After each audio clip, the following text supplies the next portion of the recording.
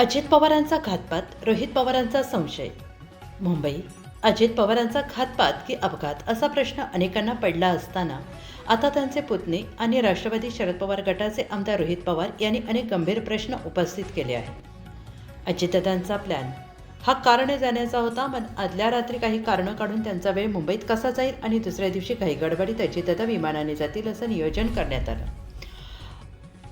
असं झालं होतं का? विमानाचे दोन्ही पायलट हे ऐनवेळी का बदलण्यात आले, असे सवाल रोहित पवारांनी विचारले आहेत. राज्याचे उपमुख्यमंत्री अजित पवार यांचं 28 जानेवारी रोजी अपघात निधन झाले. या अपघातावर आता रोहित पवार यांनी अनेक गंभीर प्रश्न उपस्थित केले. VSR कंपनीच्या विमानाला मेंटेनन्स सर्टिफिकेट कोणी दिलं, त्याचा अहवाल समोर का येत नाही, असा प्रश्न रोहित पवारांनी विचारला. कारने प्रवास करणारे अजितदादा हे विमानानेच कसे जातील यासाठी काही जणांनी प्रयत्न केले का, याचा तपास करावा, अशी मागणी रोहित पवारांनी केली आहे.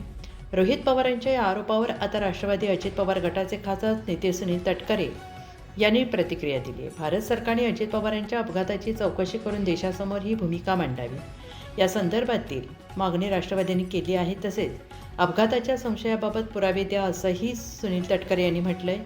युरोपियन कंपनीकडे तपास दिला होता का, कोणी फोन केला ते मला माहीत नाही, त्यांना कुणाचा फोन गेला, काय गेला, तपास यंत्रणांमध्ये कोण नेमकं असते याची मला माहिती नाही, ते जाणकार असल्याने त्यांच्याकडे अधिक माहिती असेल, असं म्हणत सुनील तटकरेंनी रोहित पवारांना टोला लगावला. रोहित पवार यांनी माझं नाव कुठे घेतलं ते सांगा, तर मला उत्तर देता येईल. माझी नियोजित वेळ ही 27 जानेवारीची संध्याकाळी 5 वाजताची होती. ती भेट 6:45 वाजता संपली. ती भेट 3 दिवस आधी ठरली होती, कारण 2 दिवस अजित पवार पुण्याच्या दौऱ्यावर होते, मी रायगडच्या दौऱ्यावर होतो, असं स्पष्टीकरण सुनील तटकरे यांनी दिलेलं आहे. नवनवीन बातम्या पाहण्यासाठी आजच विदर्भ दूत न्यूज चॅनलला सबस्क्राईब करा आणि बेल आयकॉनला सुद्धा क्लिक करा.